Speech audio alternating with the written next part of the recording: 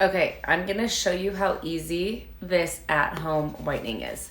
So first I like to dry my teeth off. Then I just take this lid off, twist up my product, paint it on, and then put my little light in. So I'm gonna show you how to do it. So dry them. Then twist. See that product? And then paint.